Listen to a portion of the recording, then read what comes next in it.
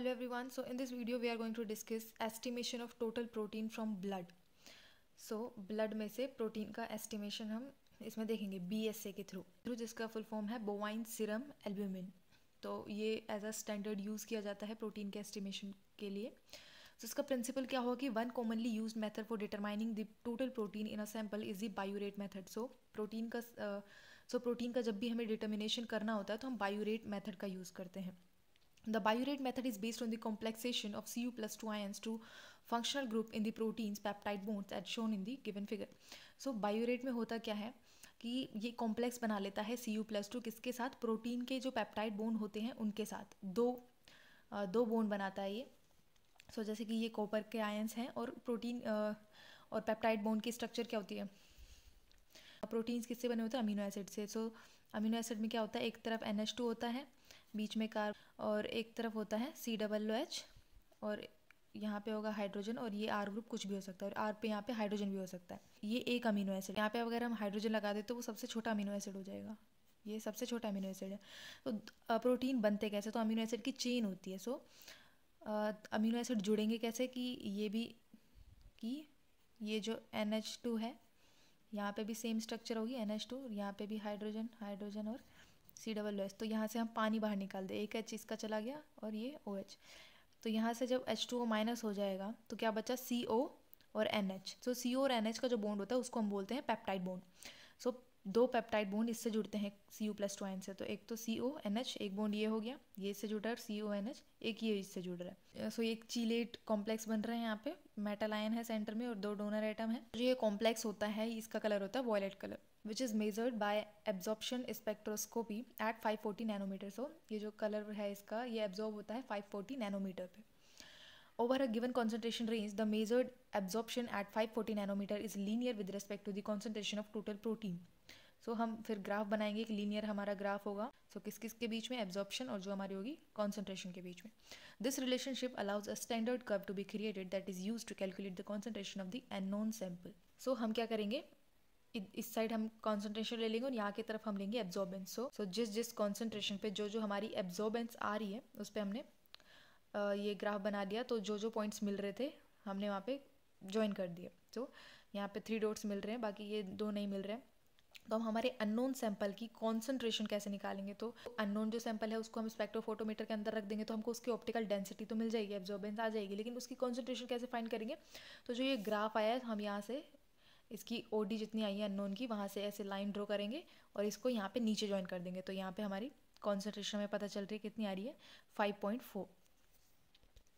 सो इसमें रिएजेंट्स कौन कौन से यूज़ होते हैं, तो एक होगा सोडियम हाइड्रोक्साइड बायोरेट रिएजेंट को बनाने में काम आता है. तो वो कैसे बनाएंगे, तो 0.2 N मीन नॉर्मेलिटी वाला हमको सॉल्यूशन बनाना है NaOH का. तो इसमें क्या करना होता है कि डिजोल्व 8 ग्राम ऑफ, यहाँ पे डायरेक्ट लिखा हुआ है, हम देखते हैं कि कैलकुलेशन कैसे होती है इसकी. सो हम मोलैरिटी वाले फॉर्मूले से लगाएंगे क्योंकि इसकी मोलैरिटी और नॉर्मेलिटी इक्वल है, और वो कब होती है, जब वैलेंसी 1 होती है. और वैलेंसी हम कैसे फाइंड करते हैं, सो NaOH की वैलेंसी निकालनी है. तो Na का हमने इलेक्ट्रॉनिक कॉन्फिगरेशन लिख दिया 281, इसका एटॉमिक नंबर 11 है, तो ये होगा इसका इलेक्ट्रॉनिक कॉन्फिगरेशन. सो ये बता रहा है कि लास्ट ऑर्बिट में इतने इलेक्ट्रॉन है, फिर ये, तो लास्ट ऑर्बिट में इलेक्ट्रॉन है 1.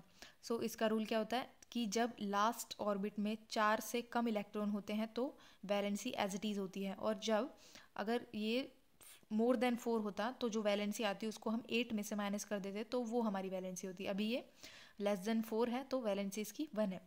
सो इसकी वैलेंसी हुई 1. सो जब वैलेंसी 1 होती है तो नॉर्मेलिटी और मोलैरिटी जो होती है वो इक्वल होती है. सो 0.2 हमको सोल्यूशन बनाना है, तो उसके लिए क्या होगा, M molarity divided by volume in litres into 1 by equivalent weight. So equivalent weight कैसे फाइंड करें, weight is equals to molecular mass divided by basicity और एसिडिटी. सो मोलिकुलर मास तो इसका 40 होगा, कैसे निकाला, 23, इसका 16 और इसका 1, 40 हो गया. इक्विवेलेंट वेट कैसे निकालते हैं, सो इक्विवेलेंट वेट के लिए मोलिकुलर मास हमने 40 लिख दिया डिवाइडेड बाय बेसिसिटी और एसिडिटी. बेसिसिटी और एसिडिटी क्या है कि number of replaceable H plus या फिर OH नेगेटिव आयन. सो NaOH है तो इसकी तो बेसिसिटी होगी, सो एक ही OH है तो एक ही OH रिप्लेस होगा, तो 1 यहाँ पे लिख दिया. सो इक्विवेलेंट वेट अब इसका कितना हो गया, 40.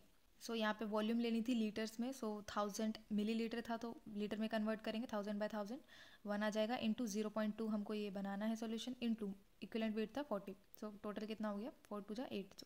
सो 8 हमारी आ गई मोलैरिटी, मतलब यही हमारी नॉर्मेलिटी है. 0.2n सॉल्यूशन कैसे बना, अब हम क्या करेंगे, डिजोल्व 8 ग्राम, जो हमारा 8 ग्राम आया है तो 8 ग्राम को हम डायरेक्टली क्या करेंगे, सोडियम हाइड्रोक्साइड को डिस्टिल वाटर में डिज़ोल्व कर देंगे और उसका फाइनल वॉल्यूम 1000 ml बना देंगे, मीन्स 1000 ml में ही उसको डिज़ोल्व कर लो, तो वो हमारा 0.2n सॉल्यूशन बन जाएगा।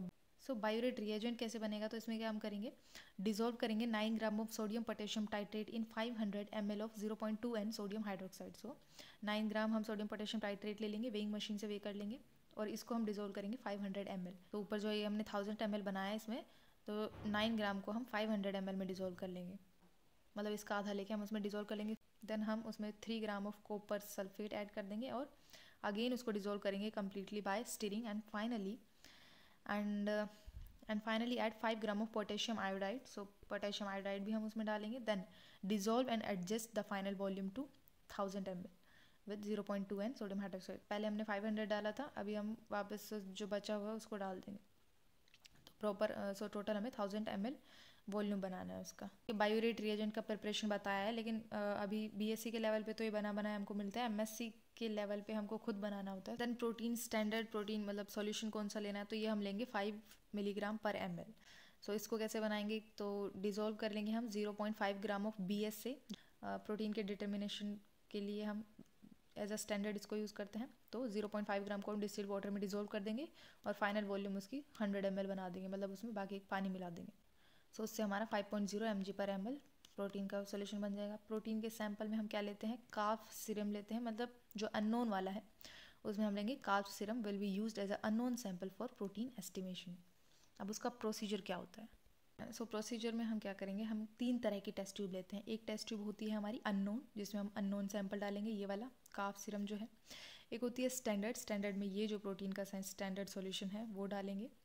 और एक होती है हमारी ब्लैंक में हम प्रोटीन का कोई भी सैंपल नहीं डालते हैं, बाकी जो भी हम डिस्टिल वाटर है, बाकी के रिएजेंट वगैरह वो सब इसमें डालेंगे, लेकिन जिसका हमको एब्जॉर्बेंस मेज़र करनी है वो हम इसमें नहीं डालते। ब्लैंक किस लिए काम में आता है, ये जो हमारा स्पेक्ट्रोफोटोमीटर है उसको 0 पे सेट कर देता है, मीन्स उसमें कोई भी प्रोटीन की रीडिंग नहीं दिखाएगा। वो जब 0 सेट होगा तो ब्लैंक को जब हम उसमें डाल के एक बार एब्जॉर्बेंस लेंगे तो वो 0 पे सेट हो जाएगा, क्योंकि उसमें प्रोटीन का कोई सैंपल नहीं है। सो हम परफॉर्म कैसे करेंगे, तो टोटल हम 7 टेस्ट ट्यूब लेंगे। तो फर्स्ट वाली टेस्ट ट्यूब हमारी ब्लैंक होगी, उस पर हम लिख देंगे कि ब्लैंक है, ऐसे मार्क कर देंगे। सो जो ब्लैंक वाली टेस्ट ट्यूब है उसमें हमको प्रोटीन का कोई भी सॉल्यूशन नहीं लेना है। देन दूसरी टेस्ट ट्यूब लेनी है, उसमें हमको 0.2 ml ये प्रोटीन का सैंपल लेना है। थर्ड टेस्ट ट्यूब में 0.4 ml हम इस प्रोटीन का सैंपल लेंगे। 0.6 हम मेजर करके डालेंगे, ये सब हम पिपेट से करेंगे।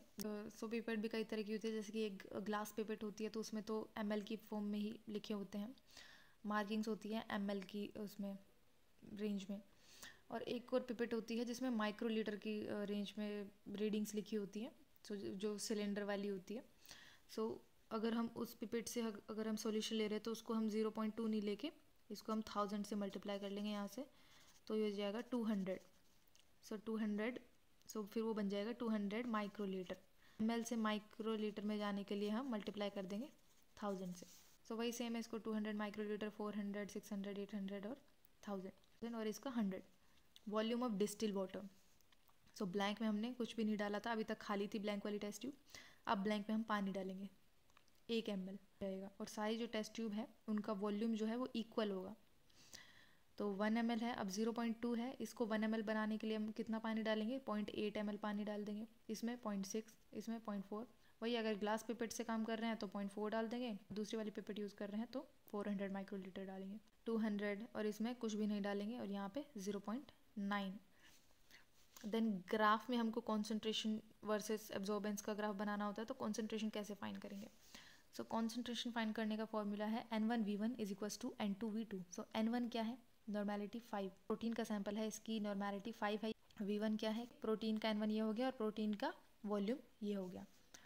N2 हमको फाइंड करनी है इसकी कॉन्सेंट्रेशन। V2 क्या है, V2 हम क्या ले रहे, सबका सा हमने टोटल बनाया है 1 ml। सो 1 यहाँ पे लिखेंगे। सो N1 यहाँ से निकल जाएगा, यहाँ पे 1 मल्टीप्लाई में इधर जाके डिवाइड हो जाएगा, तो 5 2 जा 10, तो 1 आ जाएगा। 5 4 जा 20, तो 2.0 हो के 2 ml 3 mg और ऐसे आ जाएंगे। सो ये कॉन्सेंट्रेशन आ गई हमारी। वॉल्यूम ऑफ बायोरेट रिएजेंट, तो सब में सारी टेस्ट ट्यूब में हम 2 ml बायोरेट रिएजेंट डाल देंगे। ओडी निकालेंगे सबकी अलग अलग। सो ओडी निकालेंगे सबकी हम 540 नैनोमीटर की रेंज पे। तो ये सॉल्यूशन हम स्पेक्ट्रोफोटोमीटर में ये सॉल्यूशन डाल के सबके ओडी निकालेंगे, तो ये हमारी ओडीआई है। सो इसका ग्राफ हम बनाएंगे, तो ये इसका ग्राफ बन रहा है। यहाँ पे कॉन्सेंट्रेशन है और ये एब्जॉर्बेंस है। तो कॉन्सेंट्रेशन हमारी 0 1 2 3 4 5 आई थी ये, और ये हमारी ओडीआई थी। जहाँ जहाँ पे आ रही है उस वहाँ पे हमने पॉइंट लगा दिया और एक स्ट्रेट लाइन ड्रॉ कर दी। तो जहाँ पे सबसे ज़्यादा पॉइंट्स आ रहे हैं एक लाइन पे, वो वाली लाइन हमें ड्रॉ करनी है। सो ये हमारा बन गया स्टैंडर्ड कर्व। और यहाँ पे हमने एक लिया था अननोन सैंपल। इस टेस्ट ट्यूब में अननोन सैंपल था, इसमें डिस्टिल्ड वाटर ये डाला था। कॉन्सेंट्रेशन हमको इसकी नहीं पता थी और ओडी इसकी निकल आई 0.313।